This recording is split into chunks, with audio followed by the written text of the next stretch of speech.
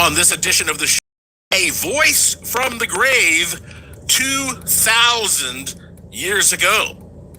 Plus, the Hand of Glory. Do you know what the Hand of Glory is? We're going to get into that. But first, let me ask you a question. Have you ever really tried to imagine what it may have been like to live on this planet 2,000 years ago? Even if you've read a ton of history books and you have the best imagination in the world, I don't think that any of us can really imagine what life would have been like 2,000 years ago. I mean, just look at technology alone. The bicycle would not be invented for like another 2,000 years, not to mention the advancements with electricity and communications and... Okay, look at it this way. Instead of you trying to imagine what it would be like to live 2,000 years ago, think about how a person who lived 2,000 years ago could comprehend what life is like for us today as we sit here and I talk to you all over the world and we're shooting rockets to the moon. I mean, it's just like you can't relate. So you might think, though, if somehow, amazingly, if you were able to, let's say, hear an audio recording from someone who lived 2,000 years ago, a normal person, you might think there's no way that we could relate to each other, really. Especially if that person were just talking about basically, the way the world works, what's good, what's bad, the philosophical aspects of life. And yet we have the next best thing.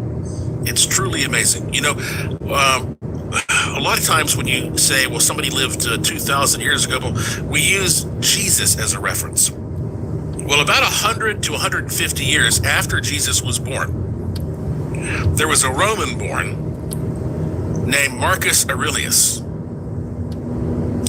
And Marcus Aurelius was he was the son of a Roman commander. And eventually, through various family connections and whatnot, Aurelius became the emperor of Rome. Now, let me just say, only because that he never claimed that he was a god or some divine being or some prophet or some mystic or anything like that. He was certainly an extraordinary human being, however, because he had the power of life and death in his hands. And he was a guy who had a hell of a lot of responsibility on his hands. And so he was what is often considered one of the last of the 5 good emperors of Rome, who oversaw this period of time called the Pax Romana. And the Pax Romana, which means Roman peace, was this sort of 200-year period of relative stability, economic prosperity, all that kind of stuff within the Roman Empire.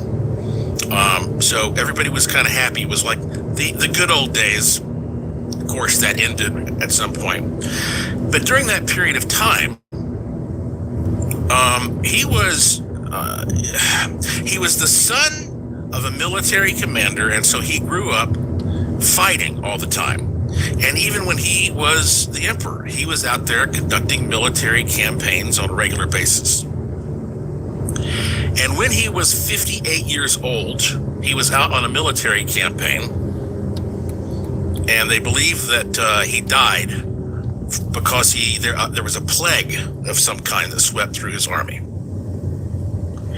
And so after he died, many years went by until it was discovered that he had been keeping a private journal throughout a good period of his life, describing his thoughts.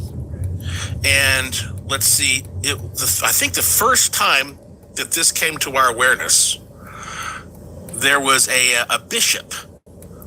A few hundred years later, he was a collector of manuscripts, and he sent a letter, this bishop, to an archbishop, and he said, "Hey, I have this copy of Emperor Marcus's most profitable book. But it's old. It's sort of falling into pieces. So I have been able to sit down and copy all of this and save it and put it in a new dress." That's how he put it. And it turns out that this collection of thoughts, this diary kept by this man 2,000 years ago, it was never intended to be published. And obviously now you can read it. I have a copy of it in my hands. It's called Meditations. And one of the things that's remarkable about this is that it turns out Marcus Aurelius was quite a philosopher, and he was one of the proponents of what is now called Stoicism. Now, this is an ancient Greek and Roman philosophy that supposedly teaches virtue, reason, and emotional resilience. So here are some of the tenets. Managing emotions. Stoics do not seek to eliminate emotions entirely, but to transform destructive emotions, that means irrational things, into rational and healthy ones. Another tenet is living in accordance with nature, and this involves living rationally as a social, logical being and accepting the natural order of the universe. Stoics believe virtue is the only good, that the highest good in Stoicism is moral virtue, not wealth or pleasure. And they believe in the four main pillars: wisdom, justice, courage, and temperance, which is moderation. They also believe in what's called the dichotomy of control. Stoics emphasize focusing entirely on one's own reactions and thoughts and actions, while also accepting external events like misfortune or other people's behavior with some kind of composure. You might even be able to argue that Stoicism is one of the building blocks of what eventually became the scientific method, a more rational way of thinking. One could argue that. And so it's really fascinating when you sit down and you read what a Roman emperor was writing in his own diary, not for the people, not to promote himself, not to publish, as he was out there, essentially doing what he had to do to maintain order, including killing people. You might ask yourself, well, how did he feel about Christians? And it turns out that it seems like he didn't particularly care for Christians. He only mentions them once, and he basically criticizes what he perceives as their theatrical approach to martyrdom. He wrote that readiness for death, quote, must spring from a man's inner judgment and not be the result of mere opposition. It must be associated with deliberation and dignity, and if others are to be convinced, with nothing like stage heroics, end quote. You can take from that what you want. He never came right out and said anything terrible about Christians, but he's criticizing the Christian approach. And again, he calls it theatrical. I have a copy again of Meditations right here in my hands. It's almost 300 pages long. And it's divided into 12 books that are all collected together. On the back of the collection, here's a quote by him. If someone can prove me wrong and show me my mistake in any thought or action, I shall gladly change. I seek the truth which never harmed anyone. The harm is to persist in one's own self-deception and ignorance. Okay, fine. So what did this man write down that was so significant 2,000 years ago, that was discovered after he died, that was preserved by monks, basically? When we come back from this break, well, I'm going to give you some of the very specific, pointed things that he wrote about, and let's see what this voice from the grave has to tell us from 2,000 years ago. Fascinating, huh? Well, you know, there are a lot of podcasts out there, but I think you'll agree there is no other podcast quite like this one. So if you like it, you find it interesting, and you like these topics, and you want me to keep doing the show, well, listen, you got to support me. It's easy. Go to joshuapwarren.com. Do two things. Number one, on the homepage, please sign up for my free and spam-free e-newsletter. It takes you 2 seconds. When you do that, you'll get an automated email from me with links to some free online goodies. And also, while you're there, check out the Curiosity Shop. It doesn't cost you anything just to look at it. You don't have to buy anything. Just look at it at joshuapwarren.com. That's me. I am Joshua P. Warren, and you are listening to Strange Things on the iHeartRadio and Coast to Coast AM Paranormal Podcast Network. And I will be right back.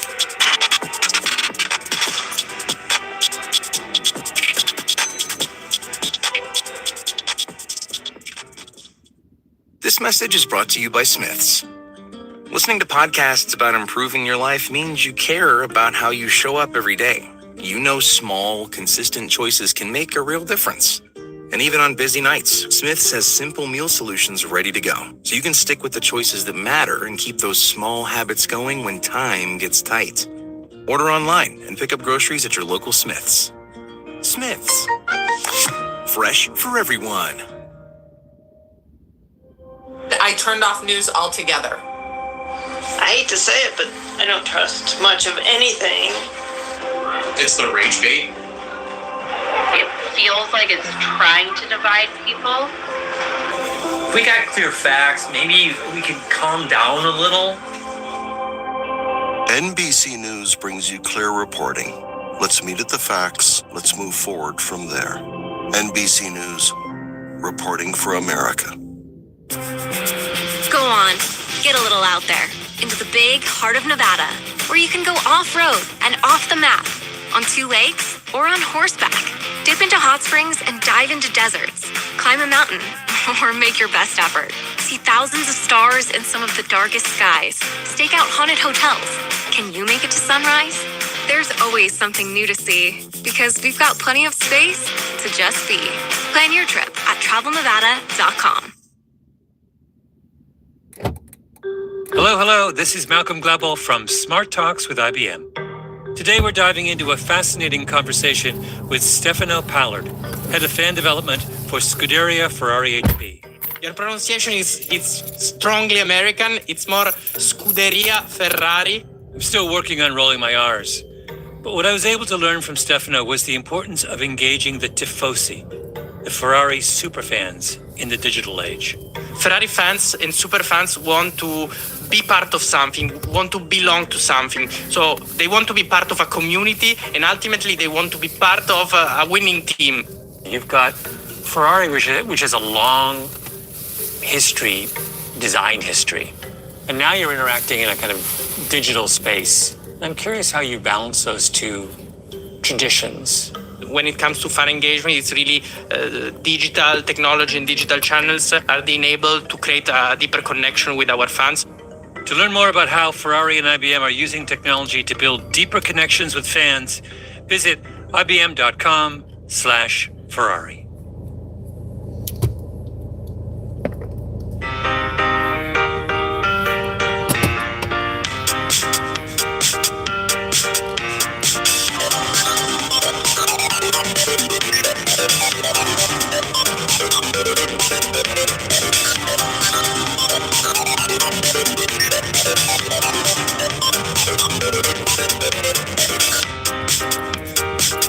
Welcome back to Strange Things on the iHeartRadio and Coast to Coast AM Paranormal Podcast Network. I am your host, the Wizard of Weird, Joshua P. Warren, beaming into your wormhole brain from my studio in Sin City, Las Vegas, Nevada, where every day is golden and every night is silver. Agitato Zume. And this book, which you can read, written approximately 2,000 years ago, is now known as Meditations, a collection of 12 books containing personal, private, and untitled journals written by the Roman Emperor Marcus Aurelius, and it outlines his personal insights into Stoic philosophy, his outlook on life, focusing on self-improvement, duty, and virtue, and written for his own guidance rather than for publication. Isn't that interesting? Okay, so I am just now going to read you some passages because he doesn't write big long stories or anything. He writes very short little thoughts and passages. And I'm just going to take my time and read some of these to you. Maybe I'll comment. Let's see what you think. Do you agree with these tenets of Stoic philosophy and the outlook of this man who lived that long ago? Here we go. You have power over your mind, not outside events. Realize this, and you will find strength. Next, he says, dwell on the beauty of life. Watch the stars and see yourself running with them. The happiness of your life depends upon the quality of your thoughts.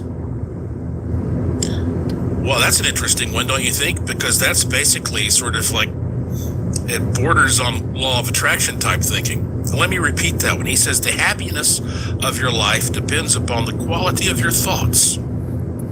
Next, everything we hear is an opinion, not a fact. Everything we see is a perspective, not the truth.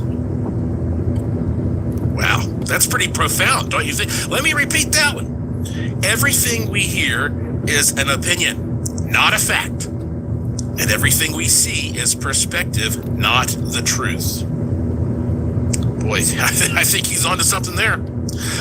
Let's see here. He says, waste no more time arguing about what a good man should be. Be one. How do you like that? If you are distressed by anything external, the pain is not due to the thing itself, but to your estimate of it. And this you have the power to revoke at any moment. When you arise in the morning, think of what a privilege it is to be alive, to think, to enjoy, to love. Well, I'm liking this. I got to tell you, I never thought I'd be like, I'm into this Roman emperor. All right. Next he says, the best revenge is to be unlike him who performed the injury. Man, this actually sounds a lot like stuff that Jesus was saying. You know how Jesus said, like, be kind to your enemies or love your enemies, and it's like pouring hot coals on their head. Let me repeat that one. This Roman emperor said, the best revenge is to be unlike him who performed the injury. I wish more people these days could just remember that, if nothing else. That if you don't like somebody the way they're behaving, then if you turn right around and act the same way they do, well, you're no different. You two wrongs don't make it right, I guess. All right, let's keep going. The soul becomes dyed with the color of its thoughts. Okay, so again, he's talking about your thinking shapes and colors the way your soul is expressed. It is not death that a man should fear, but he should fear never beginning to live. Mind you, this is coming from an emperor who was responsible for untold deaths. And he says, not dead man should fear, but fear never beginning to live. Okay, next he says, accept the things to which fate binds you, and love the people with whom fate brings you together. But do so with all your heart. Never let the future disturb you. You will meet it, if you have to, with the same weapons of reason which today arm you against the present. Next he says, and this is a reiteration, our life is what our thoughts make it. So boy, he's really big into you getting your thoughts together. He writes next, whenever you are about to find fault with someone, ask yourself the following question. What fault of mine most nearly resembles the one I am about to criticize? If someone is able to show me that what I think or do is not right, I will happily change, for I seek the truth, by which no one was ever truly harmed. It is the person who continues in his self-deception and ignorance who is harmed. I have often wondered how it is that every man loves himself more than all the rest of men, but yet sets less value on his own opinion of himself than on the opinion of others. Next, he writes, when you wake up in the morning, tell yourself, the people I deal with today will be meddling, ungrateful, arrogant, dishonest, jealous, and surly. They are like this because they cannot tell good from evil. But I have seen the beauty of good and the ugliness of evil, and I have recognized that the wrongdoer has a nature related to my own, not of the same blood and birth, but the same mind, and possessing a share of the divine. And so none of them can hurt me. No one can implicate me in ugliness, nor can I feel angry at my relative or hate him. We were born to work together, like feet, hands, and eyes, like the two rows of teeth, upper and lower. To obstruct each other is unnatural. To feel anger at someone, to turn your back on him, these are unnatural. He then says, if it is not right, do not do it. If it is not true, do not say it. The object of life is not to be on the side of the majority, but to escape finding oneself in the ranks of the insane. Very little is needed to make a happy life. It is all within yourself and your way of thinking. This also is earlier. The best revenge is not your enemy. I'm going to repeat them. The best revenge is not to be like your enemy. He says, live a good life. If there are gods and they are just, then they will not care how devout you have been, but will welcome you based on the virtues you have lived by. If there are gods but unjust, then you should not want to worship them. If there are no gods, then you will be gone, but you will have lived a noble life that will live on in the memories of your loved ones. He says, reject your sense of injury, and the injury itself disappears. He writes, how much more grievous are the consequences of anger than the causes of it? When another blames you or hates you, or people voice similar criticisms, go to their souls, penetrate inside, and see what sort of people they are. You will realize there is no need to be racked with anxiety that they should hold any particular opinion about you. The first rule is to keep an untroubled spirit. The second is to look things in the face and know them for what they are. Do not act as if you were going to live 10,000 years. Death hangs over you. While you live, while it is in your power, be good. Think of yourself as dead. You have lived your life. Now, take what's left and live it properly. What does not transmit light creates its own darkness. Here is a rule to remember in the future. When anything tempts you to feel bitter, not this is misfortune, but to bear this worthily is good fortune. Lastly, you always own the option of having no opinion. There is never any need to get worked up or trouble your soul about things you cannot control. These things are not asking to be judged by you. Leave them alone. Okay. Well, we got to take a break. When we come back, I'm going to ask you about the largest empires you think have ever existed, and then we're going to get to another really cool subject. I'm Joshua P. Warren. You're listening to Strange Things on the iHeartRadio and Coast to Coast AM Paranormal Podcast Network.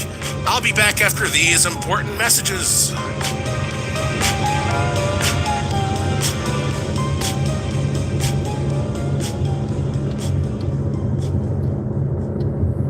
I turned off news altogether. I hate to say it, but I don't trust much of anything. It's the rage bait. It feels like it's trying to divide people. If we got clear facts, maybe we could calm down a little. NBC News brings you clear reporting. Let's meet at the facts. Let's move forward from there. NBC News, reporting for America. Go on, get a little out there, into the big heart of Nevada, where you can go off-road and off the map, on 2 lakes or on horseback. Dip into hot springs and dive into deserts. Climb a mountain. Of the darkest skies. Stake out at hotels. Can you? There's always something new to see, because we've got plenty of space to just be. Plan your trip at travelnevada.com. Hello, this is Malcolm Gladwell from Smart Talks with IBM. Today we're diving into a fascinating conversation with Stefano Pallard, Head of Fan Development for Scuderia Ferrari HP. Ferrari. I'm still working on rolling my R's, but what I was able to learn from Stefano was the importance of engaging the tifosi, the Ferrari superfans, in the digital age. Ferrari fans and super fans want to be part of something. So they want to be part of a community. Ultimately, they want to be part of a winning team. You've got Ferrari, which is a long history, design history, and now digital space. How you balance those two traditions. When it comes to fan engagement, it's really digital technology and digital channels are enabled to create a deeper connection with our fans. To learn more about how Ferrari and IBM are using technology to build deeper connections with fans, visit ibm.com/Ferrari. Okay, real talk. I am very much a different pair for every mood kind of girl, and that's exactly why I love Diff Eyewear. Like some days I want something sleek and put together, and other days I want to throw on a bold pair and just feel like that girl, you know? Diff makes stylish sunglasses and prescription frames, and the range is so good. They get that you're not just one vibe, you're like 12 vibes, and depending on the day and the playlist and honestly the weather. And here's the part that actually makes you feel good about it. Every Diff purchase gives back. So you look amazing and you're doing something meaningful. That's the combo right there.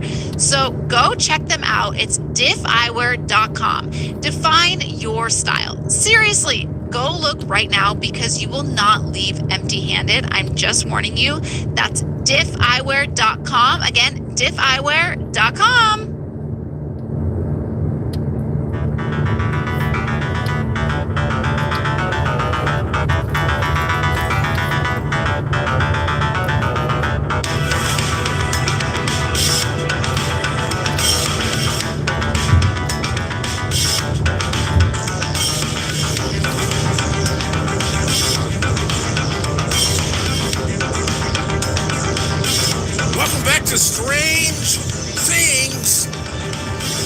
the iHeartRadio and Coast to Coast AM Paranormal Podcast Network. I'm your host, Joshua P. Warren, and this is the show where the unusual becomes usual. Now think about this. That man who lived around 2,000 years ago, a Roman emperor, he may now be in heaven. He may now be in hell. Or, as he suggested, maybe there is no such thing as an afterlife and he died and he is just gone and there is nothingness. Regardless of what happened,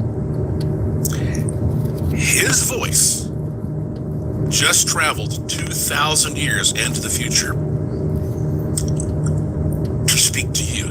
And he didn't even intend for it to happen, I don't think. That's some kind of an immortality, isn't it? So think about that. No matter what your beliefs are, no matter if you're an atheist or you believe in an afterlife or you don't, or whatever your thing, just remember, your actions can carry forward through at least thousands of years and affect people. And by the way, if you don't already know this, every time I do one of these podcasts, you can get a free transcript. So you can go back and, actually read the words if you want to go back and sort of examine or re-examine some of those quotes and passages to the show through the iHeart app or the iHeart website. There are many different ways to listen to the show, but if you go to StrangeThingsShow.com, there are links to some of the different platforms, and right there at the top it says iHeart. If you click that one, you'll see the show Strange Things pop up at iHeart, and right there where each episode is listed, it gives you some options, and one of them says transcript. And when you push transcript, boom, it shows you every word. I mean, according to AI, so it might not be entirely accurate, but every word that was said in this podcast, and then, you can copy it, you can paste it into a document, you can email it to yourself. I mean, so I think that it might just be handy if you want to go back and take time to dwell on some of the things that you hear about in this podcast. Every time I speak in front of this microphone, I kind of feel like I'm writing a book in real time. Because nowadays that's what happens. Your words get interpreted that way. But nonetheless, I think again it's fascinating to think that those are words coming from a man who, yes, he was a powerful man, but he didn't claim to be a god or a prophet or a divine being or a mystic or any of that.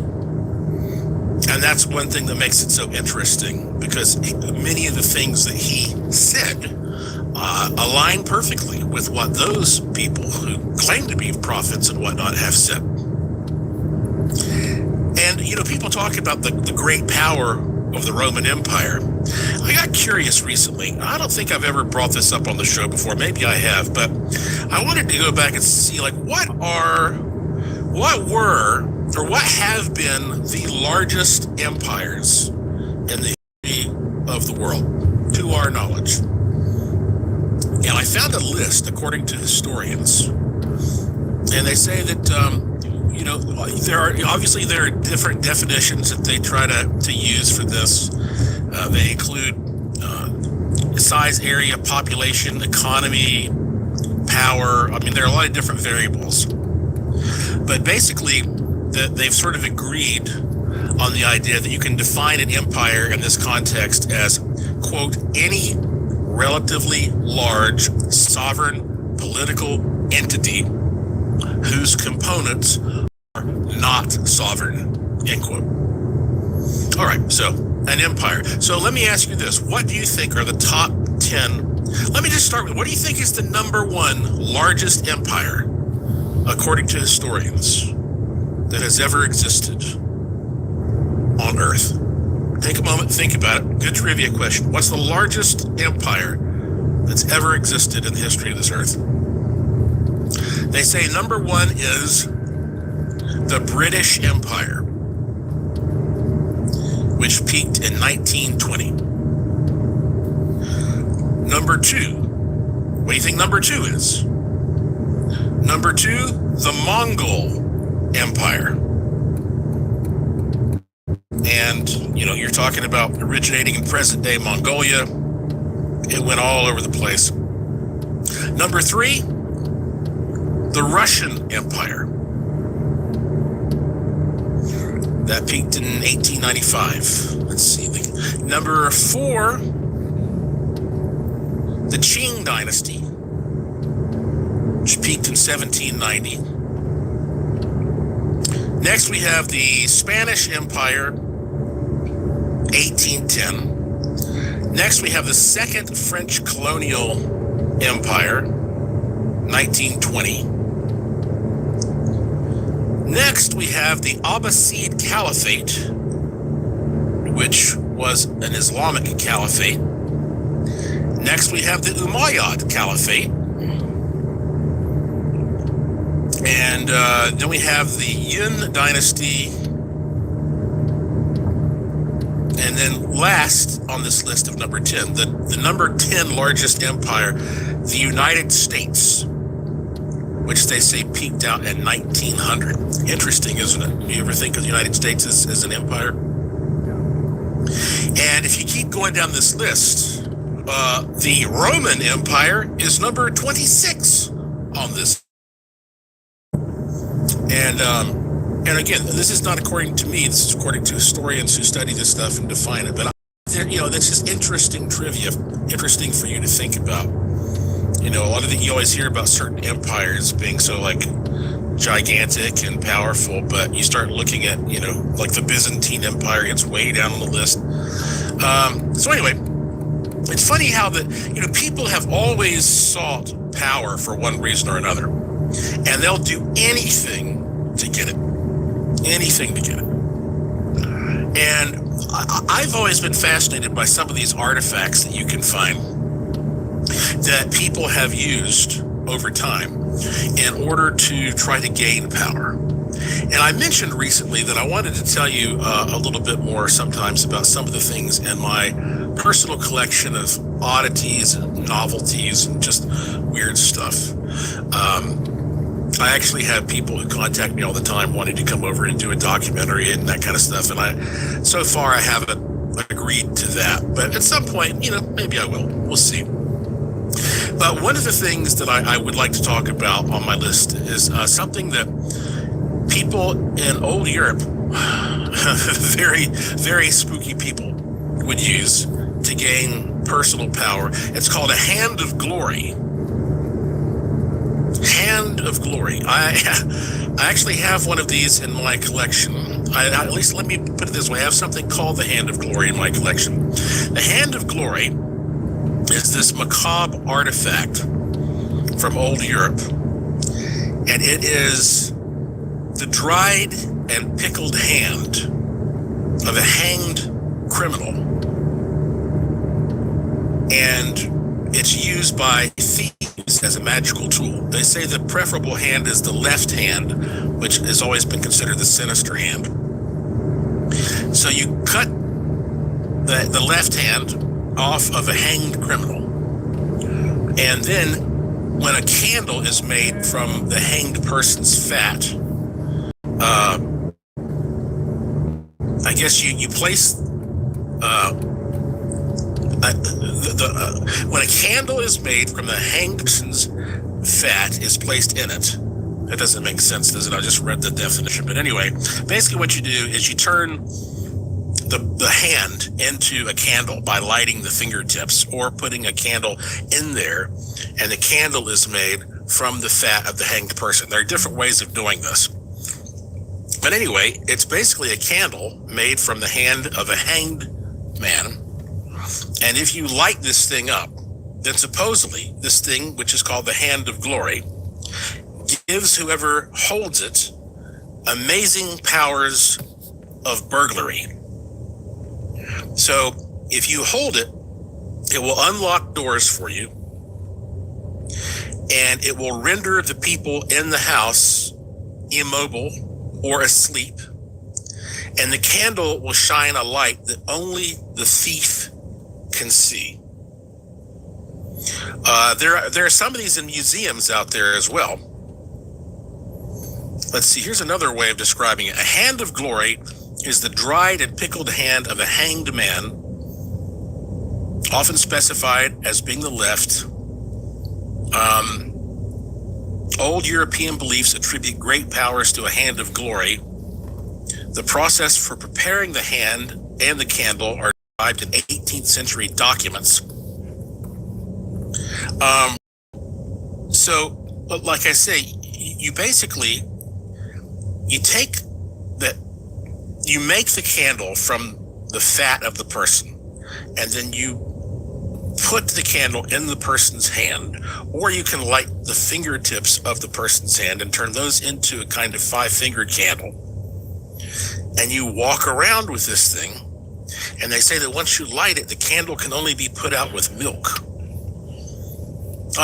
Okay, when we come back from this break, I'm going to tell you specifically what the instructions are that go back all the way back to at least 1722 about how exactly you're supposed to make a hand of glory. I'm going to tell you a little bit about hand of glory that I have, and then we're going to close up the show with some mental manna, weird stuff I like to talk about, and maybe some listener emails.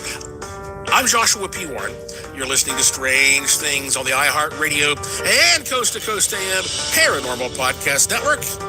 And I'll be right back.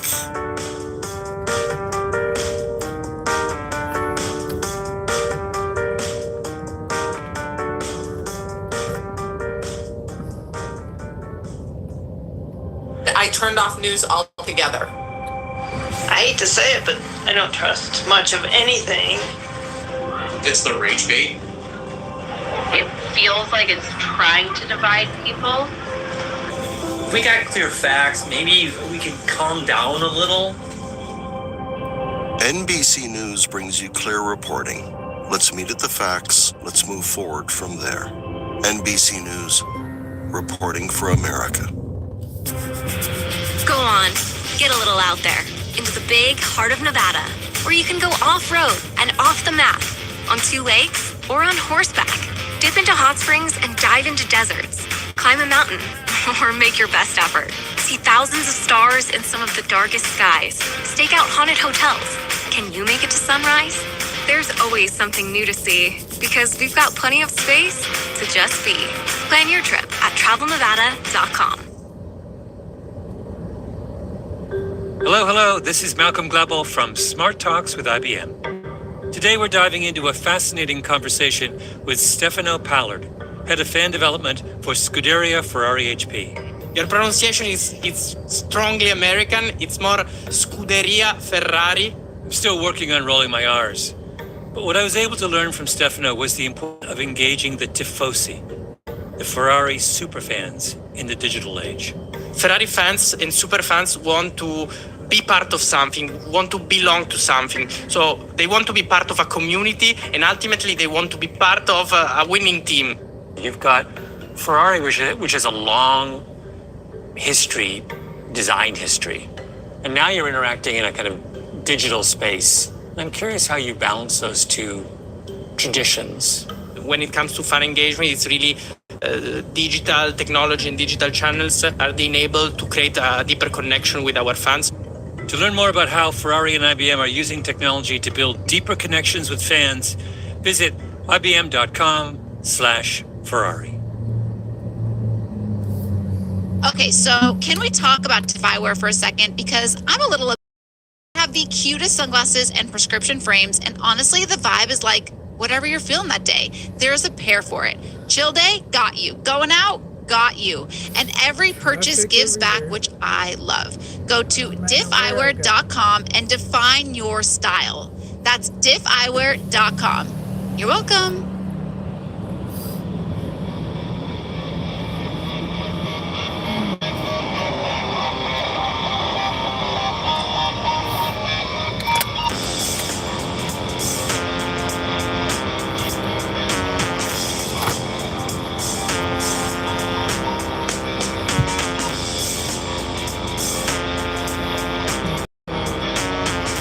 Welcome back to the final segment of this edition of Strange Things on the iHeartRadio and Coast to Coast AM Paranormal Podcast Network. I am your host, Joshua P. Warren, and this is how you supposedly make a hand of glory, according to one of the old texts. Take the right or left hand, preferably left, of a felon who is hanging from a gallows or a gibbet beside a highway. Wrap it in part of a funeral pall and squeeze it well. Then put it into an earthenware vessel with niter, salt, and long peppers, all powdered. Leave it in this vessel for a fortnight, then take it out and expose it to full sunlight during the dog days, that's the hot days of summer, until it becomes quite dry. If the sun is not strong enough, put it in an oven with the fern and vervain, which is a type of herbaceous wood. Next, make a candle from the fat of a gibbeted felon with sesame wax, and use the hand of glory as a candlestick to hold this candle when lighted, and then those in every place into which you go with this baneful instrument shall remain motionless. Now look, the thing that I have in my collection that is called a hand of glory, is it a real hand of glory? I'm not going to say. But it looks like an old, decrepit, dead hand, and each one of the fingers can be lit like a candle. It looks amazing. Again, is this a real hand of glory? When I bought it, it was called a hand of glory, and I know you can light it. I'll never light it, but I actually bought two of them. At some point, I'll show you a picture. I bought two of them, and spring cleaning is coming up for me soon. So I'm going to be cleaning out some of things that I just cannot fit in my collection and stuff like this, where I have like two of them.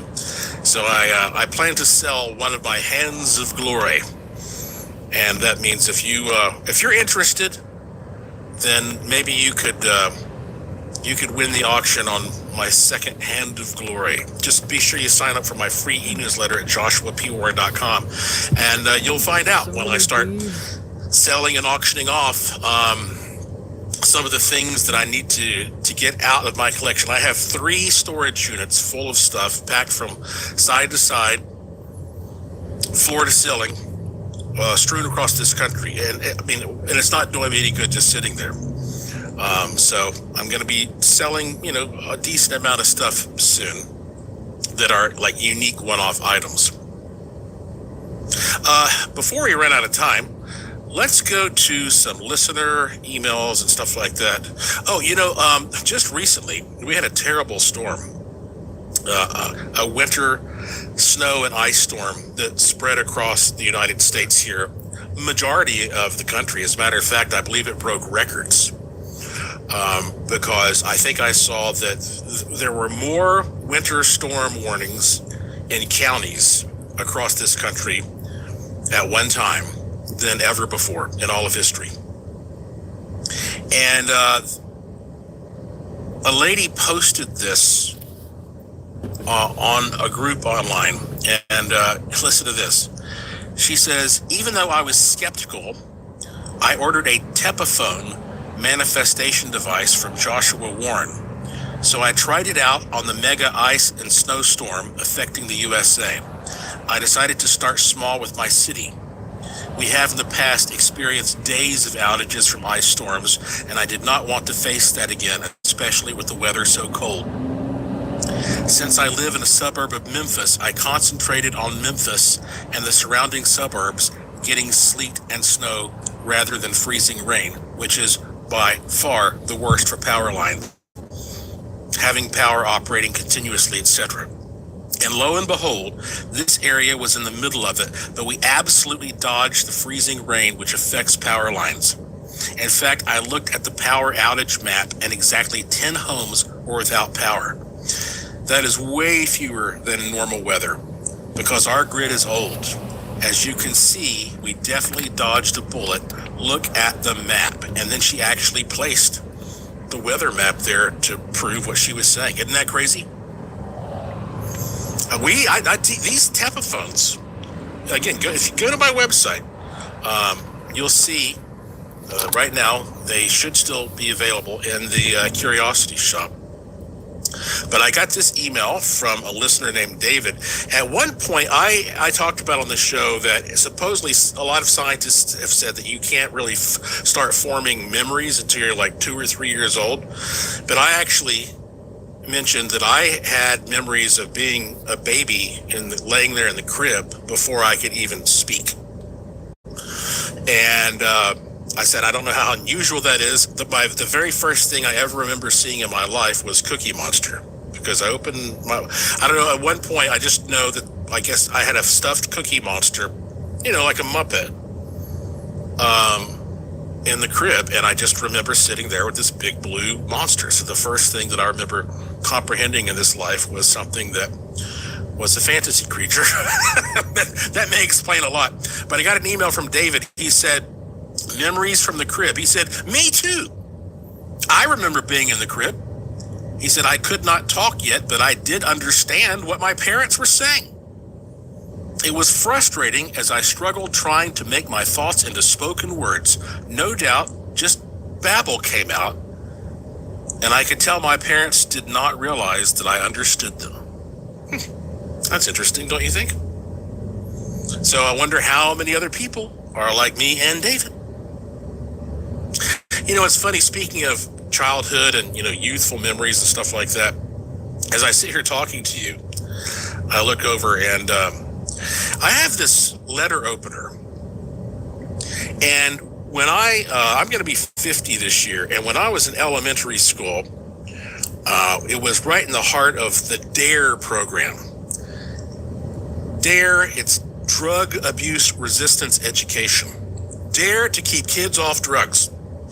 And they would have a deputy would come and talk to us about drugs and how bad they were. And I'm sure DARE is still around, but I have this letter opener that I got in elementary school, and I'm holding it in my hand right now, and it says DARE to keep kids off drugs. And I just realized I have moved all over the place. I have moved from Asheville to numerous places in North Carolina, to Puerto Rico, to Texas, to Las Vegas. I don't know how many houses I've lived in.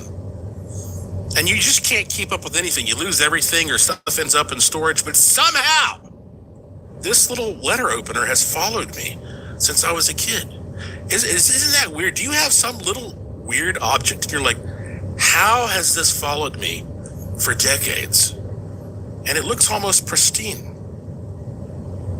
I mean, I don't know what to make of that. Do you have something like that in your life? Brings back memories. Here's a mental manna for you. That's what I call just off-the-wall stuff that I talk about sometimes. As I look at this little letter opener that I had when I was in elementary school. Obviously I was destined to become a writer, so I was always into books and the library. And at one point when I was in elementary school, we had library time, and they kind of set us all loose. I don't know what grade I was in, but they set us all loose. And a friend of mine named Chris, he said, Josh, come here, look at this. And I walked over, and he had found this big book that he pulled off the shelf, and he opened it up, and it was full of all of these sketches of naked women. This was an art book, okay? But I'd never seen anything quite like that, neither had he. So we were just sitting there chuckling and looking through this thing. And all of a sudden, this great looming shadow appears behind us. And we turn around, and it's the librarian. I won't tell you her name. And she jerks that book out of our hands, and she glares at us, and she said, "This is not funny. This is not funny." And I don't know if I've ever laughed harder in my life, because It was funny. And I don't know why, but I still think it's funny. And it creates some kind of image between, I don't know, some kind of intellectual education class and the reality of being a kid and the confusing situations you end up in sometimes in these situations that they call educational. Oh well, that's the mental manna for you. All right, folks, we're at the end of the show. If you can, close your eyes, take a deep breath. Here is the good fortune tone.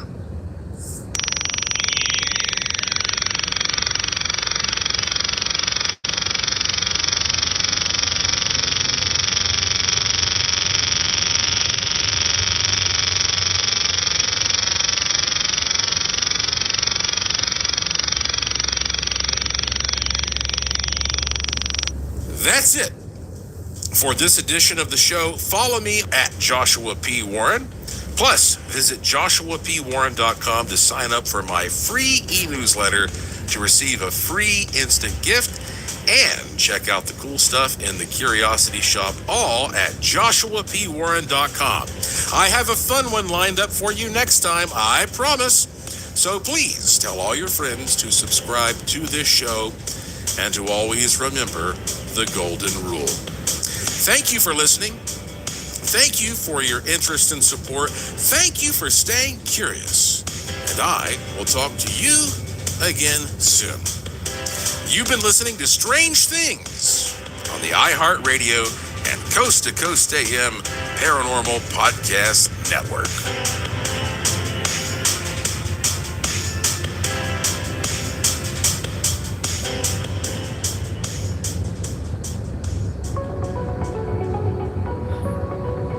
Well, if you like this episode of Strange Things, wait until you hear the next one. Thank you for listening to the iHeartRadio and Coast to Coast AM Paranormal Podcast Network.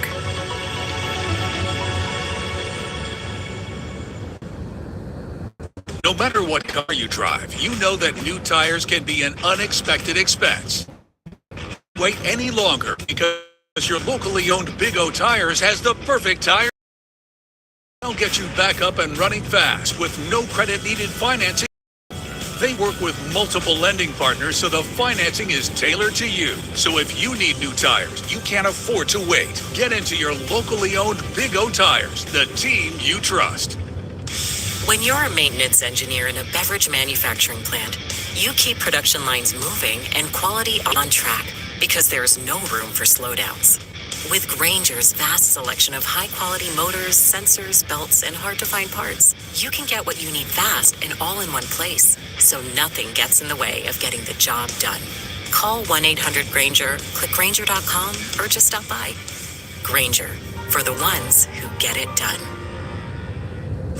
250 years ago, America made a promise of life, liberty, and the pursuit of happiness. Since 1903, Harley-Davidson has been living it, out on the open road, at the next exit ramp, with old friends, new ones, and the next generation of riders. Because the best part of any promise is keeping it. Harley-Davidson motorcycles.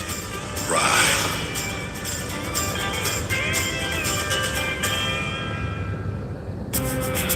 Go on, get a little out there, into the big heart of Nevada, where you can go off-road and off the map, on 2 lakes or on horseback.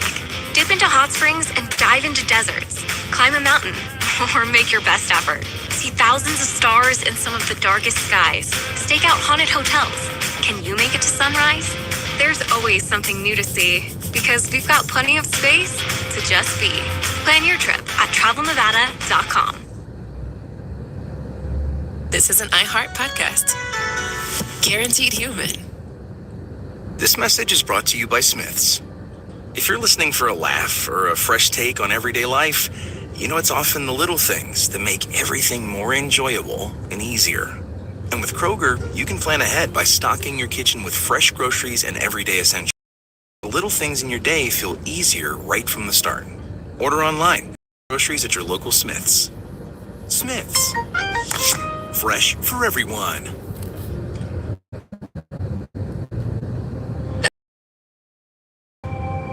I hate to say it, but I don't trust much of anything. It's the rage bait. It feels like it's trying to divide people. If we got clear facts, maybe we could calm down a little. NBC News brings you clear reporting. Let's meet at the facts. Let's move forward from there. NBC News, reporting for America. No matter what car you drive, you know that new tires can be an unexpected expense. Don't wait any longer because your locally owned Big O Tires has the perfect tires for you. They'll get you back up and running fast with no credit needed financing made easy. They work with multiple lending partners so the financing is tailored to you. So if you need new tires, you can't afford to wait. Get into your locally owned Big O Tires, the team you trust. What's up, y'all? Summer's got a different tempo.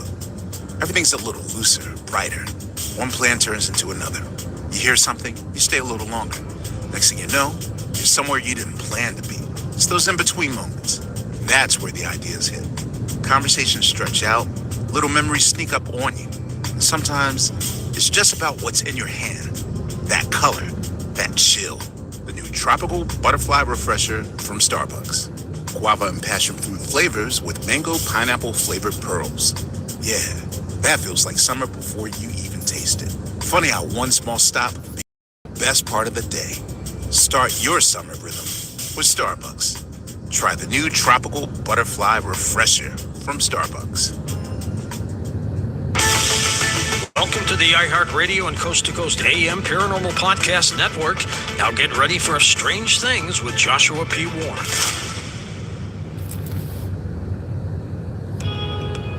Welcome to our podcast. Please be aware that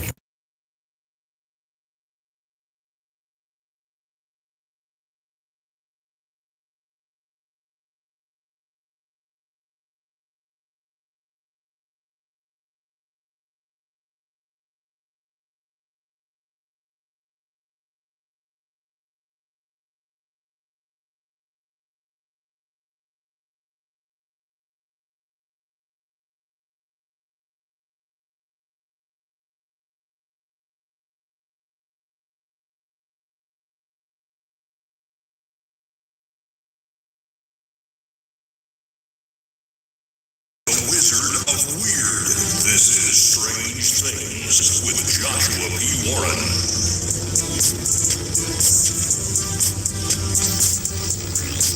I am Joshua P. Warren, and each week on this show, I'll be bringing you brand new, mind-blowing content, news, exercises, and weird experiments you can do at home, and a lot more. On this edition of the show, who was Buster the Alien? And the strange story of a familiar sauce. How's that for a combo? I am quite sure that most of you have never heard the story I am about to tell you right now, and I say that because, much to my surprise, I had not heard of this. I couldn't believe that I'd never heard about this until just recently. I'm going to tell you about a UFO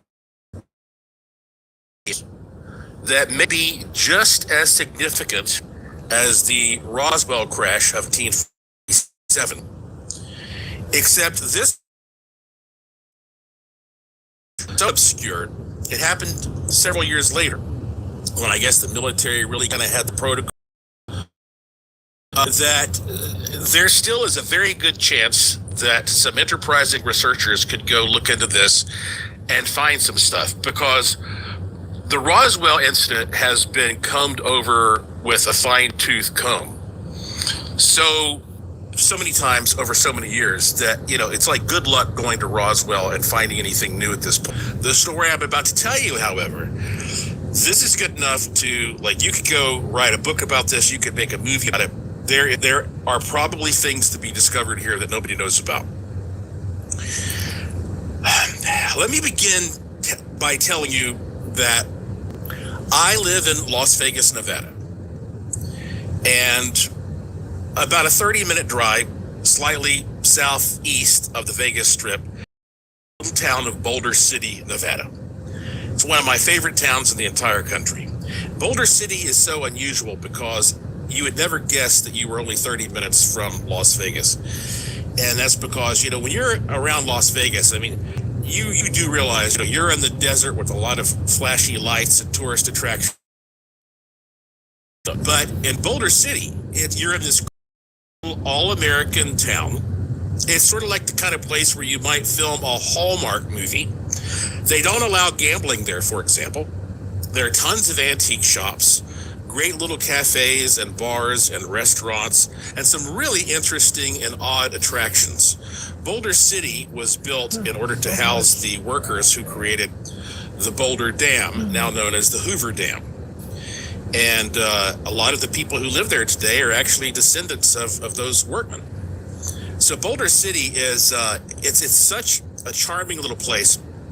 That's why I decided years ago to create the Haunted Boulder City Ghost and UFO Tour. It's a walking tour that I wrote it, I created it, I own it, I operate it, and people love it. It's a nice leisurely walk around. You know, it's an easy walk around the town at night. You hear all stories. You can even take a beer with you if you'd like, walking on the route. And one of the things that first attracted me to Boulder City back around probably like 2018 was a pamphlet, a rack card that I saw. I was at kind of a small casino, and they had the rack with all the tourist stuff. And I saw a rack card that said Tom Devlin's Monster Museum. Well, look, you don't have to say anything more than that to get my attention. Monster Museum. And it said in Boulder City, there is a monster museum. Well, there is a man, and I guess he is I'd say he's in his 40s at this point, named Tom Devlin.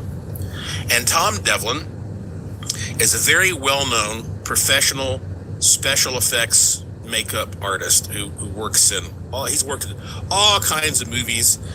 As a matter of fact, you may remember a show on the Sci-Fi Channel called Face Off, and that was a reality game show. And they would take groups of prosthetic makeup artists, and they would compete against each other to prostheses you would find in like science fiction, fantasy, and horror films, working until you got like an ultimate winner for the season. Well, Tom Devlin was one of the winners on that show. But so this guy Tom Devlin, he's been working professionally doing this since 2001, and let's see, I know he's worked on over 160 feature films. And he's actually moved on to directing as well. So he's a filmmaker, and I believe his wife is also a filmmaker. And what's so great about Tom Devlin is he's a lot like me in the sense that he loves the old-fashioned practical special effects, the kind of stuff that was so great in the 80s movies. This recent CGI stuff, I think it ruins a lot of movies. It just kind of turns them into a big cartoon. I love the fact that Yoda was basically a Muppet, that kind of thing, instead of some cartoon. So look, he is trying to preserve that tradition. He teaches people how to do special effects, makeup, and all that. So if you go to Boulder City, sure enough, he has this glorious building, and when you walk inside, you go through these winding hallways, and it's all dark and spooky, and you see all of these statues that he has created, that represent classic movie monsters all the way up through modern day monsters. And he's got actual screen used props. There are times when celebrities go there and do signings. There's a gift shop. It's a really, really cool place.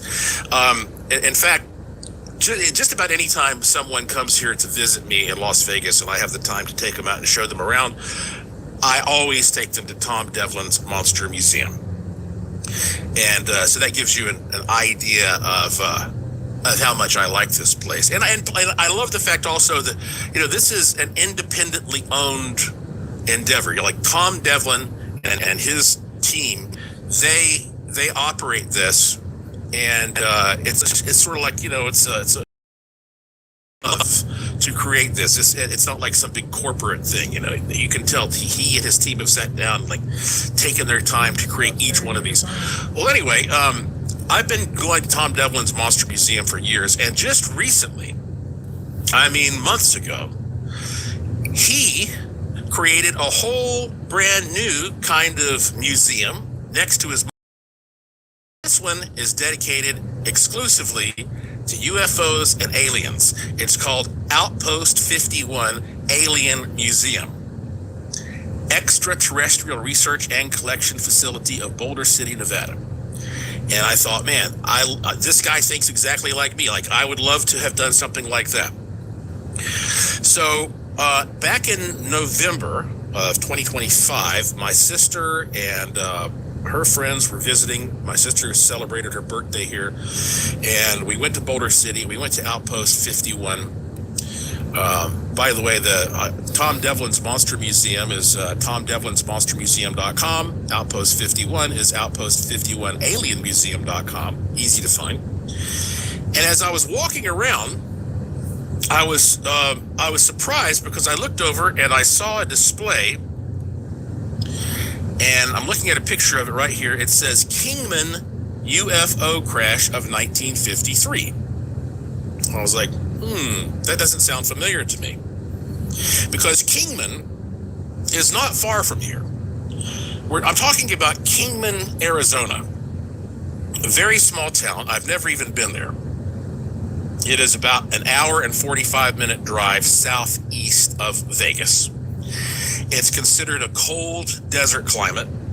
The population is 32,693 people. And Kingman, Arizona is most famous for being the heart of Route 66.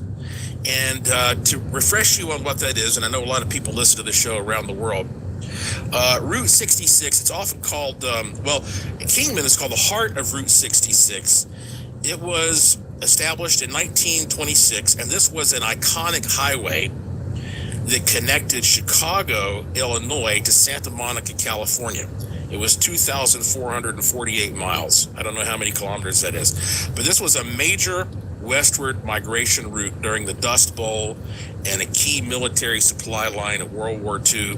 They called it the Mother Road, and it kind of symbolized American freedom and spurred the growth of the Southwest. So Kingman is known as the heart of Route 66. So as you go through there are all kinds of old diners and antique car displays and things that are like an homage to all the people, the family vacations that went through on Route 66 through all these towns, filled back in the day with all these amazing roadside attractions. And, you can just imagine. So that is like what they are most known for. But it turns out, there's something else that they ought to be known for, and that is a crash. When we come back from this break, I'm going to do my best to piece together what I found and tell you what happened there supposedly. But then it gets even weirder, because we're not just talking about a crash. We're talking about a crash that leads to a creature, Buster the Alien. Yeah, well, you can see why we call this show Strange Things. If you like the show, there are many things that I just don't have time to talk about. Some things I choose to only talk about if you subscribe to my free and spam-free e-newsletter. Go to joshuapwarren.com. Right there on the homepage, you'll find a place where you can put your email address in there, hit the submit button. It takes you 2 seconds. And when you do that, you will instantly receive an automated email from me with links to some free online goodies that will help you start making your life more magical right away. And be sure to check out the Curiosity Shop while you're there. We're almost sold out of a lot of stuff, but for what we have right now, you'll find some things you won't find anywhere else at joshuapwarren.com. I am Joshua P. Warren, and you're listening to Strange Things on the iHeartRadio and Coast to Coast AM Paranormal Podcast Network. And I will be right back.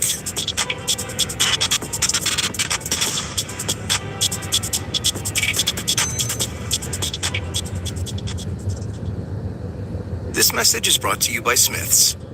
If you're listening to this podcast, chances are you like to make the most of your time. That kind of thinking can go a long way at home, too. And with Kroger, you can plan ahead by stocking your kitchen with fresh groceries and everyday essentials.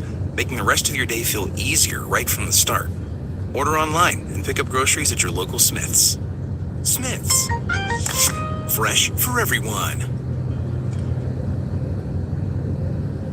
I turned off news altogether. I hate to say it, but I don't trust much of anything. It's the rage bait. It feels like it's trying to divide people. If we got clear facts, maybe we could calm down a little. NBC News brings you clear reporting. Let's meet at the facts. Let's move forward from there. NBC News, reporting for America. Ryan Reynolds here from Mint Mobile with a message for everyone paying big wireless way too much. Please, for the love of everything good in this world, stop. With Mint, you can get premium wireless for just $15 a month. Of course, if you enjoy overpaying, no judgments, but that's weird. Okay, one judgment. Anyway, give it a try at mintmobile.com/switch. Upfront payment of $45 for 3-month plan, equivalent to $15 per month required. Then full price plan options available. Taxes and fees extra. See full terms at mintmobile.com. Go on, get a little out there into the big heart of Nevada, where you can go off-road and off the map on 2 lakes or on horseback. Dip into hot springs and dive into deserts. Climb a mountain or make your best effort. See thousands of stars in some of the darkest skies. Stake out haunted hotels. Can you make it to sunrise? There's always something new to see, because we've got plenty of space to just be. Plan your trip at travelnevada.com.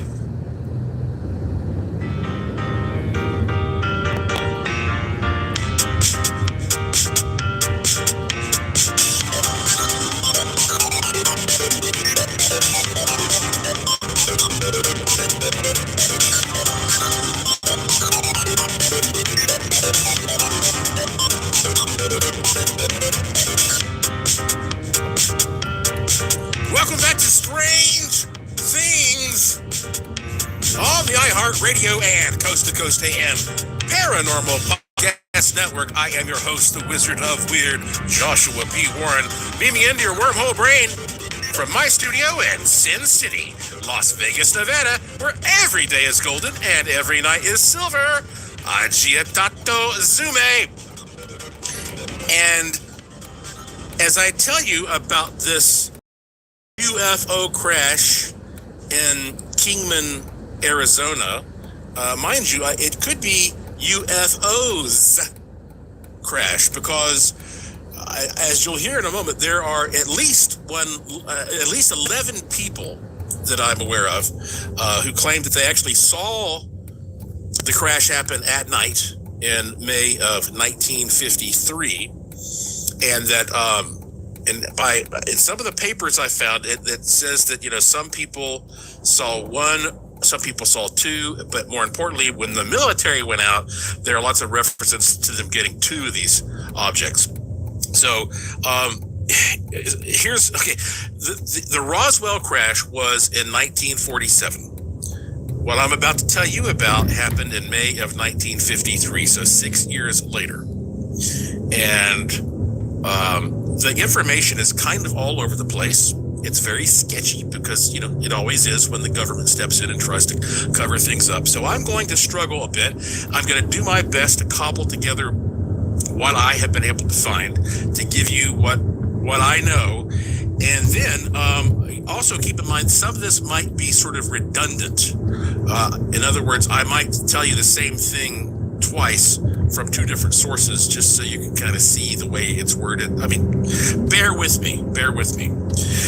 Okay. When I started looking into this, one of the things I found right off the bat that was helpful was a television news segment done by Channel 12 News in Phoenix, Arizona. They did a whole segment about this, and it was done in August of 2024.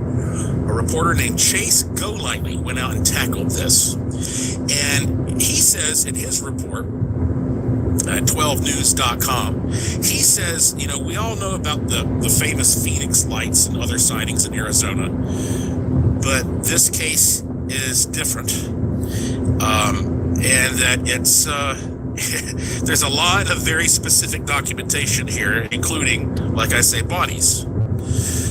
In fact, author Preston Dennett, I don't know him, but I know of him. He's a UFO expert, was interviewed for this segment. And he said this is just one of a very small handful of UFO crash retrieval reports in the States that have this kind of verification. So this reporter, he went to the Mojave Museum of History in Kingman, and you see him going through all these old newspaper clippings, sketches, and he comes across all of these redacted government documents that have been collected by UFO researchers. And the weirdest one, however, comes from a man who originally signed an affidavit saying he was one of the government employees who was sent out there to work on this crash retrieval, called Fritz Werner, or Fritz Werner, or Fritz Werner. But it turns out they later discovered that this guy's real name was Arthur Stancil. And he goes on to say that Stancil was an Air Force engineer who was brought out there to study the impact because he worked already studying impacts of nuclear blast on homes and buildings. So he was kind of a blast expert. And again, we don't know exactly what this looked like when these two objects came down. But right after that, Stancil was one of 40 people transported to the crash scene in a bus with blacked out windows so they wouldn't know exactly where they were. They were told this was part of a secret project.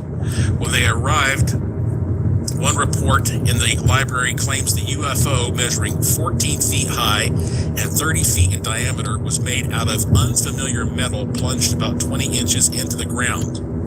And it was Stancil's job to basically determine the speed of the object as it came down. He estimated it was about 1,200 miles per hour. The craft was largely undamaged. But next to this UFO was the corpse of the so-called pilot, a little being about 4 feet tall, wearing a silver metallic suit.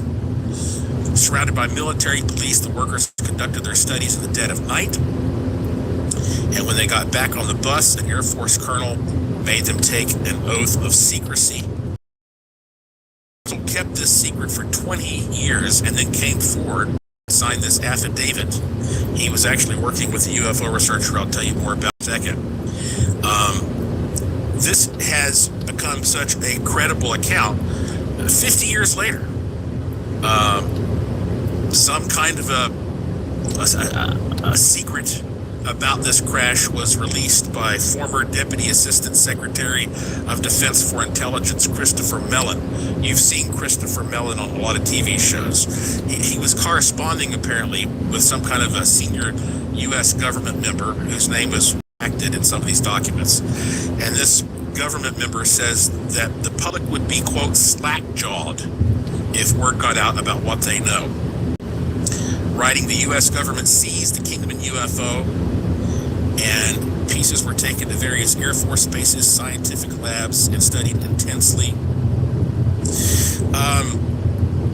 If you go to, if you go to explorekingman.com, this is a site that is owned and operated by the Kingman Office of Tourism. It's the official tourism website for the city of Kingman. And so, it's got stuff about, local attractions, historic stuff. But there's a really fascinating write-up that they have here with sketches, and you can see some of these documents and, these official documents that have been leaked. Things have been redacted. The website is explorekingman.com, explorekingman.com. One report was written by Donna Cat Campbell. In May of 1953, according to local lore and several UFO experts, there were at least 2 and possibly 3 UFO crashes in Kingman, Arizona that could rival Roswell. Let me focus a little bit here on what Arthur Stancil said. So this guy was a scientist who worked at the nuclear test site in Nevada on what was called Operation Upshot Knothole, and later on Project Blue Book. We all know about that. And he decided to break his silence and tell his story to a well-known investigator of UFOs named Raymond Fowler back in 1973. This would have been 20 years after the incident. And Fowler recorded his interactions in a book called Casebook of a UFO Investigator that was published in 1981. And so Fowler, at that time, he said that it came from Fritz Werner, but later, that it was Arthur Stancil. Here was the first thing that Stancil wrote. I, Fritz Werner, do solemnly swear that during a special assignment with the U.S. Air Force on May 21st of 1953, I assisted in the investigation of a crashed unknown object in the vicinity of Kingman, Arizona. The object was constructed of an unfamiliar metal which resembled brushed aluminum. It had impacted 20 inches into the sand without any sign of structural damage. It was oval and about 30 feet in diameter. An entranceway hatch had been vertically lowered and opened. It was about 3.5 feet high and 1.5 feet wide. I was able to talk briefly with someone on the team who did look inside only briefly. He saw 2 swivel seats, an oval cabin, and a lot of instruments and displays. A tent pitched near the object sheltered the dead remains of the only occupant of the craft. It was about 4 feet tall, dark brown complexion, had 2 eyes, 2 nostrils, 2 ears, and a small round mouth. It was clothed in a silvery metallic suit and wore a skull cap of the same type material. It wore no face covering or helmet. I certify that the above statement is true by affixing my signature to this document on this day of June 7, 1973. Signed and witnessed.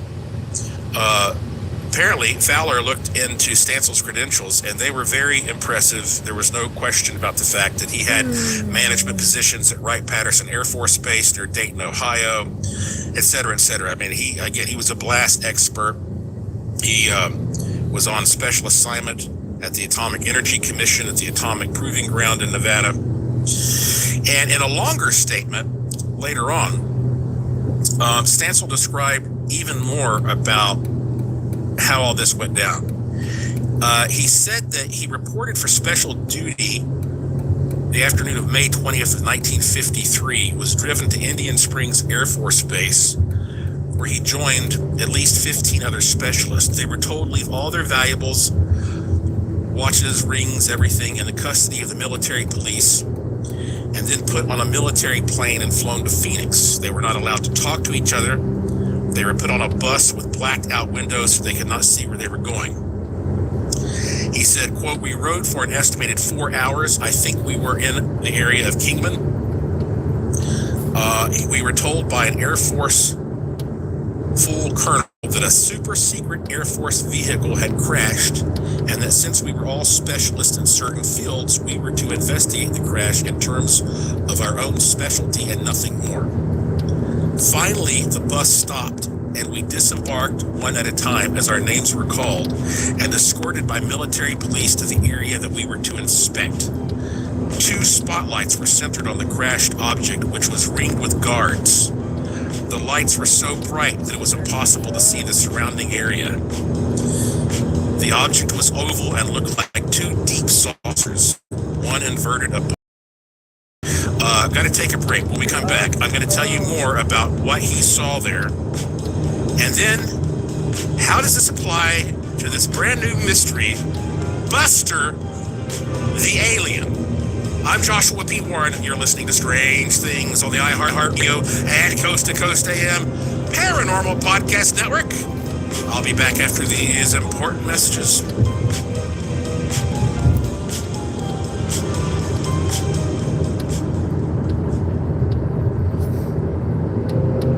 I turned off news altogether.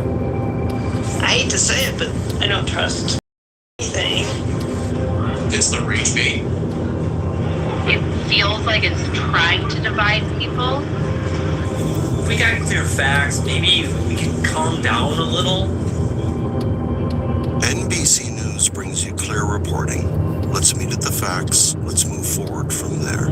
NBC News, reporting for America. Go on, get a little out there, into the big heart of Nevada, where you can go off-road and off the map, on 2 lakes or on horseback. Dip into hot springs and dive into deserts. Climb a mountain or make your best effort. See thousands of stars in some of the darkest skies. Stake out haunted hotels. Can you make it to sunrise? There's always something new to see because we've got plenty of space to just be.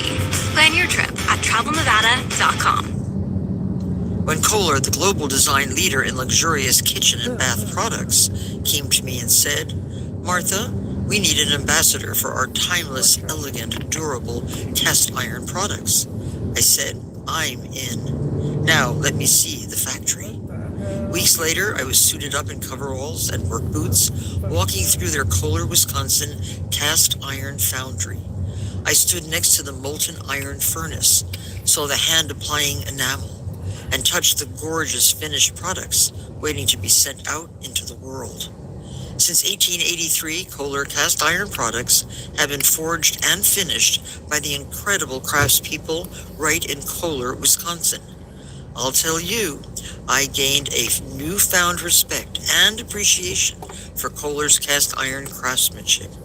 So now, I'm lending my discerning stamp of approval to my most beloved Kohler cast iron products for their durability, beauty, and timelessness. Shop my Kohler cast iron favorites curated on Kohler.com.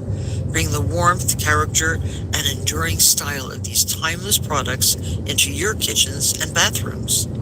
As the Kohler cast iron ambassador, I say, long live cast iron. You ever wonder how far an EV can take you on one charge? Well, most people drive about 40 miles a day, which means you can do all daily stuff no problem. Go to work, grab the kids at school, get the groceries, and still have enough charge to visit your in-laws in the next county. But they don't need to know that. And the best part, you won't have to buy gas at all. The way forward is electric. Explore EVs that fit your life at electricforall.org.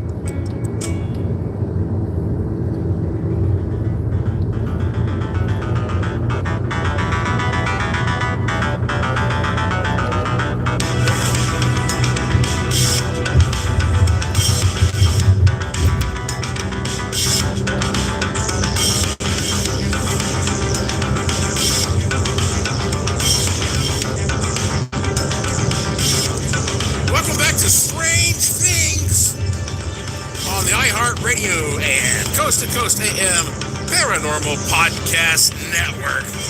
I'm your host, Joshua P. Warren, and this is the show where the unusual becomes usual. So Stancil says the craft was about 30 feet in diameter with convex surfaces, top and bottom. The surface is about 20 feet in diameter. Part of the object had sunk into the ground. It was constructed of a dull silver metal like brushed aluminum. The metal was darker where the saucer lips formed a rim around which were what looked like slots. A curved open hatch door was located on the leading end and was vertically lowered. There was a light coming from inside, but it could have been installed. He goes on to say, quote, "I managed to glance inside at one human-like creature in a silver metallic looking suit. The skin on its face was dark brown. This may have been caused by exposure to our atmosphere. It had a metallic skull cap device on its head. As each person finished his task, he was interviewed over a tape recorder and escorted back to the bus. On the way, I managed to talk briefly with someone else who told me that he had glanced inside the object and saw two swivel-like seats, instruments, displays,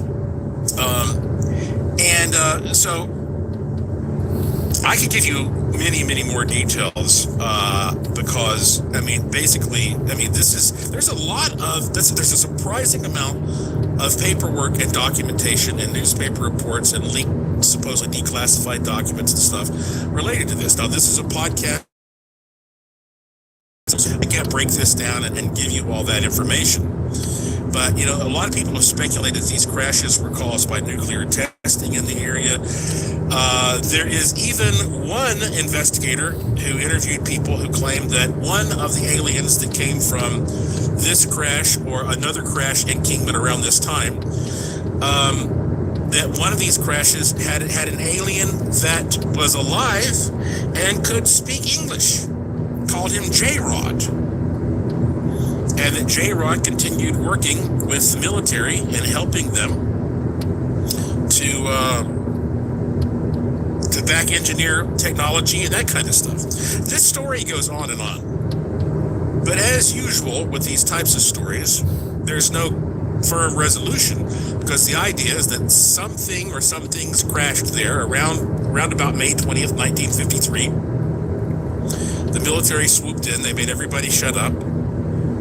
Some of the stuff was taken to Area 51. Some was taken to Wright-Patterson. And, things get wheeled off into that big warehouse at the end of Raiders of the Lost Ark. Now, the great thing about this, again, is that that's where we stand. So if you are a UFO researcher and you want to go out and start really digging around, there may be some stuff to discover here that hasn't been put out before. Something you can break. Heck, take a metal detector out there, that kind of thing. Now, I could say that's the end of the story, but no, here is the rest of the story.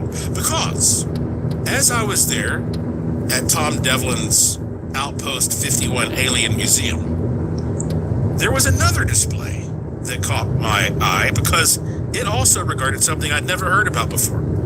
There was a glass case sitting there, and inside the case was about a 4-foot shriveled, kind of mummified skeletal body of something that looks slightly like an alien. This is obviously something that Tom Devlin had created.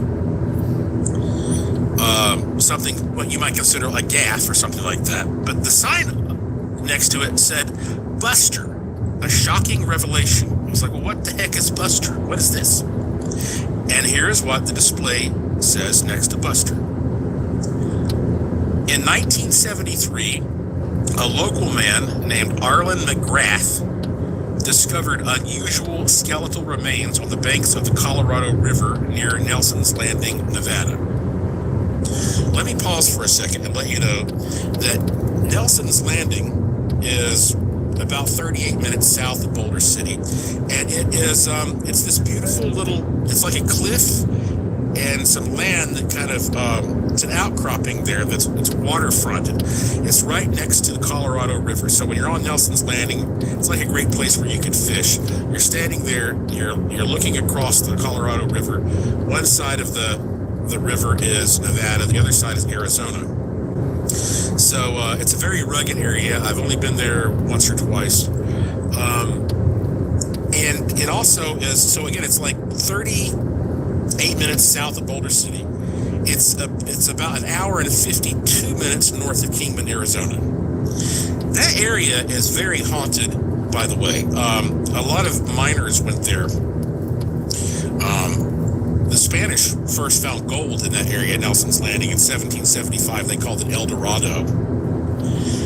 And then miners came in, and that area around Nelson's Landing, there's an old ghost town there. It's named after Charles Nelson, who was murdered there in 1897. He was a mining camp leader. And it's kind of interesting when you dig into like the spooky stuff around that area. He was killed in 1897 by a Paiute Indian named Avote. And the murder occurred after Avote learned that 2 of Nelson's employees were pursuing Avote's wife. So Nelson was killed in his home along with 4 others. And this Indian, this Paiute Indian Avote, he was a renegade known for violence. They say he ultimately killed 10 men in a spree before local miners forced Avote's brother to execute him as a form of frontier justice. So they named that area, that town there, Nelson, Nevada, and Nelson's Landing is a part of that. There are all kinds of bizarre stories about devil dogs and all kinds of... So anyway, that's what we're talking about. So going back to the display, it says in 1973, a local man, Arlen McGrath, discovered unusual skeletal remains on the banks of the Colorado near Nelson's Landing, Nevada. For many years, the remains were believed to belong to a chimpanzee and were affectionately nicknamed the Desert Chimp. Arlen was convinced he had found the bones of a chimp which at the time was not considered unusual. In the 1960s and 70s, exotic pets like chimpanzees were legal and not uncommon in the Las Vegas area. The desert chimp story circulated for nearly 2 decades, capturing the curiosity of locals and visitors alike. It wasn't until the 1990s that researchers took a closer look and realized the remains were not from a chimpanzee at all. The skeleton's elongated torso,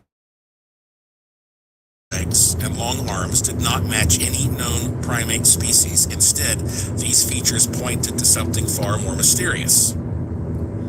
Today, it is believed that the remains, now known as Buster, may have belonged to a surviving occupant of the infamous 1953 Kingman UFO crash. Some researchers speculate that Buster may have crossed the Colorado River after the crash, but ultimately perished due to the harsh desert environment and extreme temperatures. Alongside Buster's remains, a fragment of tattered, silver-colored material was found. Weathered and darkened from years in the earth, this material is now thought to be part of the same metallic fabric described by witnesses of the Kingman crash, believed to have been worn by the craft's occupants. I read that and I was like, what? What? There is a body and scientists were studying it in the 1990s? Where is this body? What's the conclusion? Where are the remains? Where is the, like, what? So I asked the employee there, and he didn't have any particular information about that display. I went home and I got on the internet and I started looking this up, and I could not find anything about this story. And I thought, maybe this is something that Tom Devlin made up for fun. They have like these old, wonderful roadside attractions like The Thing and stuff. And I thought maybe, even though the museum is really based upon a lot of, credible UFO research, maybe this is his fun thing that he did. And just kind of created this for, to create a little buzz, a little stir. But I wanted to know for sure. So I contacted Tom Devlin. I've never tried to contact him directly before. Never had a reason to. He's a very busy man. I'm a very busy man. I mean, I've talked to plenty of his staff before. They've been very kind, and they've put out rack cards for my tours, and we've kind of co-promoted each other. And then I believe they even carried the book that David Weatherly wrote about Boulder City ghost stories that I wrote the foreword to. But I never corresponded with Tom. So I contacted Tom Devlin and I said, hey, look, I've got a quick question for you. I said, this display about Buster, whatever this, the desert chimp, it turns out it's not a chimp, is this just that was done, like a roadside attraction fun? Or is there some actual source material here? Well, a few days went by, I didn't hear anything. And I was thinking, like, I don't know. If he doesn't get back to me, because I can't find anything online about this, I'm going to have to lean toward the fact that maybe this is something he did for fun. But last night, Tom Devlin got back to me. He said, oh, sorry, I just now saw your message. And he told me what the deal is behind Buster. When we come back, I'm going to tell you what Tom Devlin told me. And then we're going to switch gears and do some mental mana. And I'm going to tell you a little something about the strange story of a familiar sauce. I thought this was interesting, and so maybe you will too. I'm Joshua P. Warren. You're listening to Strange Things on the iHeartRadio and Coast to Coast AM Paranormal Podcast Network, and I will be right back.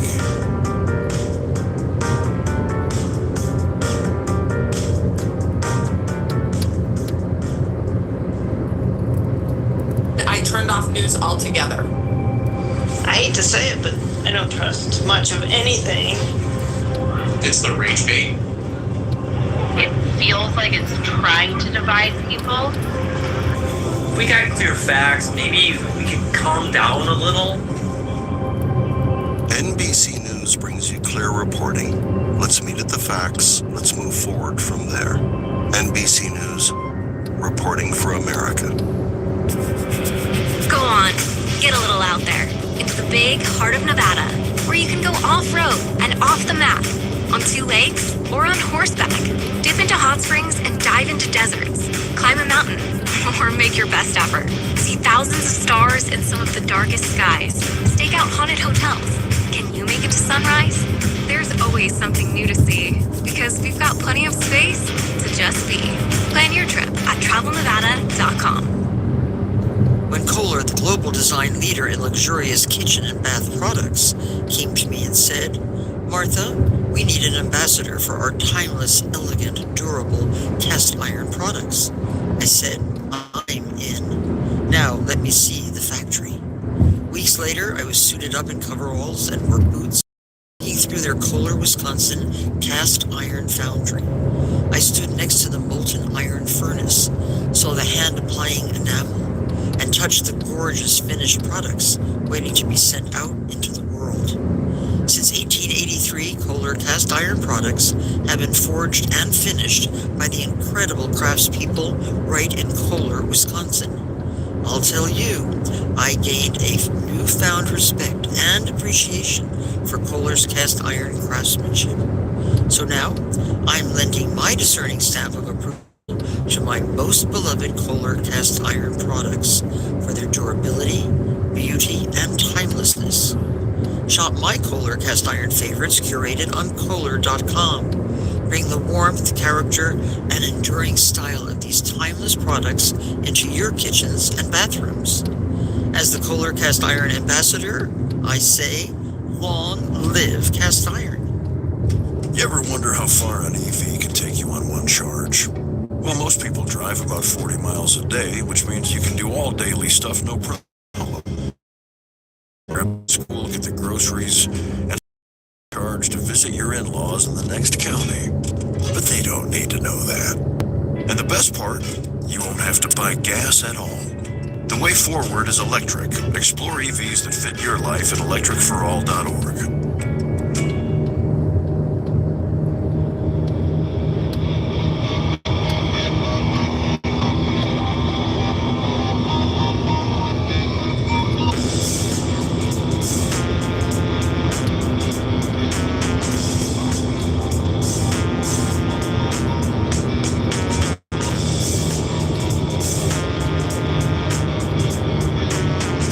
Welcome back to the final segment of this edition of Strange Things on the iHeartRadio and Coast to Coast AM Paranormal Podcast Network.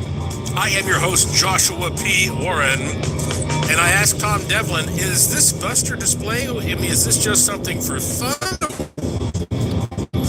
Is there some source material? He wrote, he said, it's all hearsay.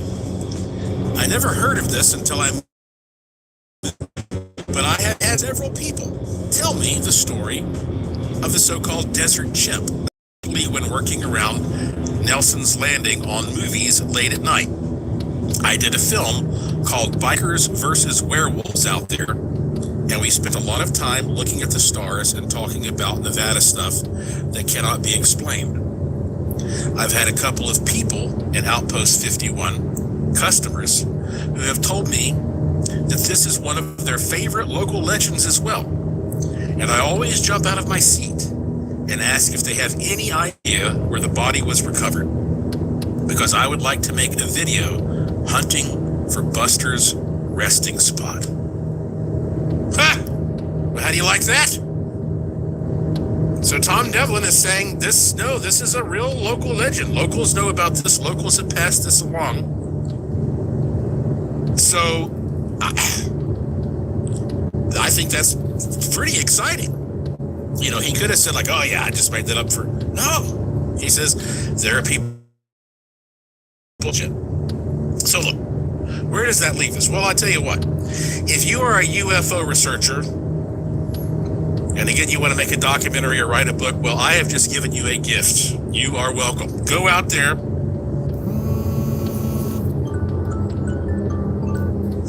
Look into this story, see what you can find. And mind you, if any of you of Buster for information, if it's credible information. So now that I've tossed this out there and I've informed a lot of people about something that I myself just learned, I'm expecting to possibly get some really interesting feedback. So now, we'll say this is to be continued, I guess, but you know the story. Arizona crash and Buster, the alien, aka chimp. And now for something completely different. I always like to mix it up a little bit and give you more than one topic to think about. One of the things I like to do for fun is go into the kitchen sometimes and experiment. You know, after all, cooking is chemistry. And I'm always just trying out wild sauces and seasonings. Just something I do for fun to let off. I come up with it. I'm over like research today, and the story took me by surprise. It's about these two pharmacists in England who were working in the 1830s, and they had like a pretty standard pharmacy there in England. And apparently they knew a Lord Sandys. And one day the Lord came walking into the pharmacy. He had just gotten back from a big trip. He said he'd been in India with the India Company, and he just went on and on and on about this special sauce that he encountered in India that he said was like nothing else ever tasted before. And he wanted to see if they might be able to reproduce it. And they said, okay. Now imagine how hard this would be. The guy is trying to explain to them what this tasted like. And he was very eloquent and articulate, so he was giving a lot of, valuable details. And they listened, and they gave him samples of things, and he said, it tastes a little like this, a little like that. So finally they said, okay, we'll give it a shot. They mixed up something kind of strange. As you know, they spent days. They mixed let's see here.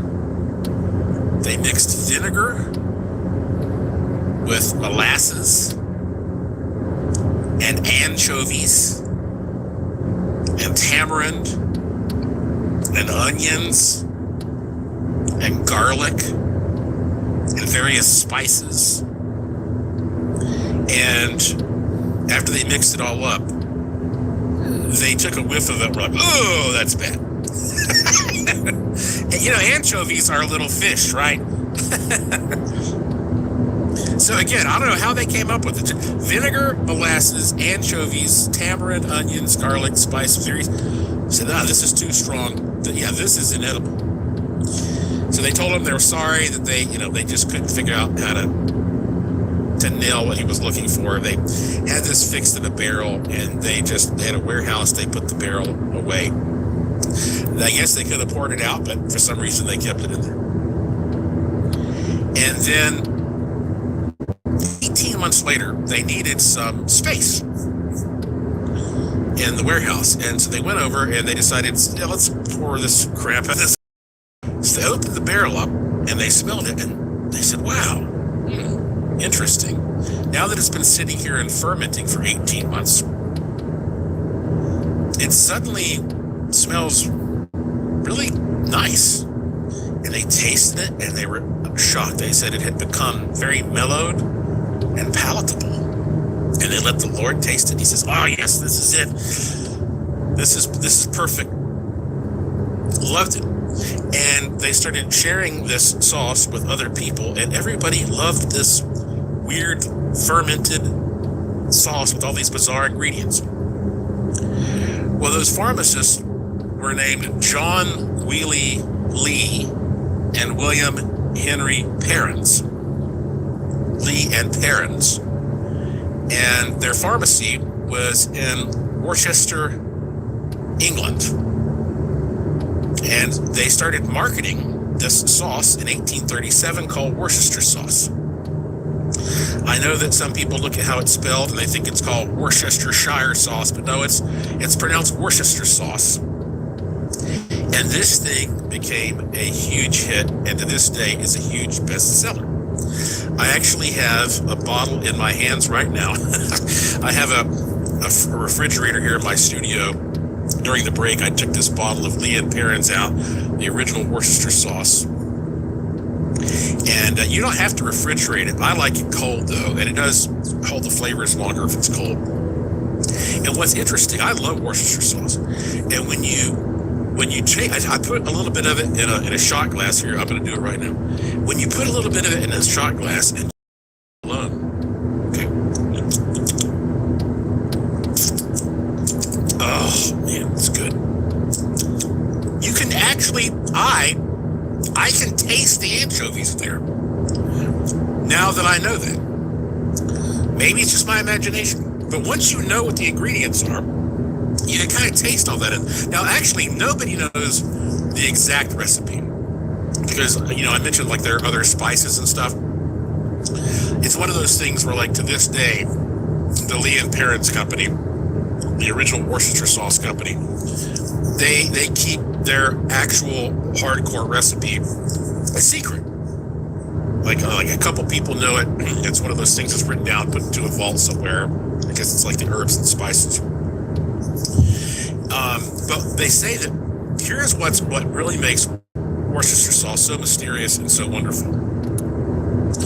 That it's like the only thing that hits all the 5 basic taste sensations: umami, salty, sour, sweet, and bitter. Umami is savory. Salty, provided by the anchovies. Sour, tangy from the vinegar and tamarind. Sweet from the molasses and sugar. A little bitter and spicy from some of those spices and some of the peppers. And so this is considered like the secret ingredient that chefs will often use, because they know if they put a few dashes of this in there, no matter what they're fixing, it's going to hit the note somewhere in your mouth that you like, because it hits all 5 basic taste sensations. And one of the strangest things about it is the number 1 country on this earth that uses the most. You think it'd be England. No, it's El Salvador. They say they consume more Worcester sauce than anywhere else in the world. Why? I've looked it up. I can't find out why. They say, well, it just seems to fit very nicely into the seafood and complementing a lot of the shellfish and stuff that they love to eat there. All right, folks, we're out of time. Here is the Good Fortune Tone.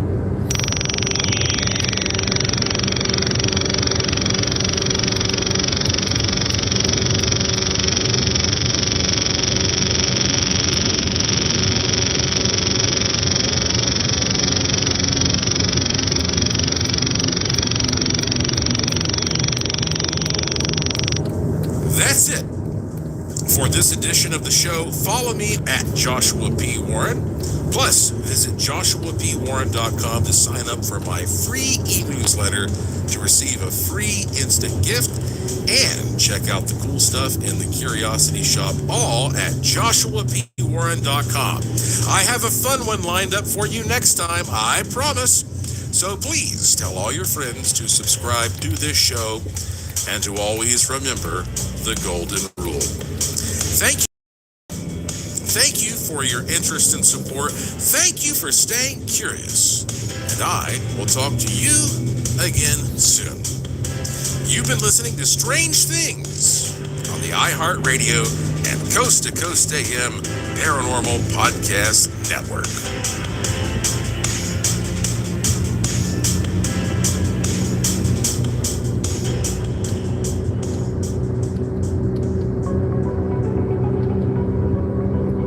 Well, if you like this episode of Strange Things, wait till you hear the next one. Thank you for listening to the iHeartRadio and Coast AM Paranormal Podcast Network.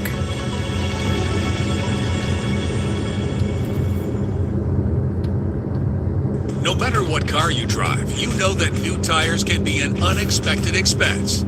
Don't wait any longer because your locally owned Big O Tires has the perfect tires for you. They'll get you back up and running fast with no credit needed financing made easy. They work with multiple lending partners so the financing is tailored to you. So if you need new tires, you can't afford to wait. Get into your locally owned Big O Tires, the team you trust. Grainger knows when you're a procurement manager for an office park, you're not managing one building. You're managing all of them. And to stay ahead, you need to see through walls.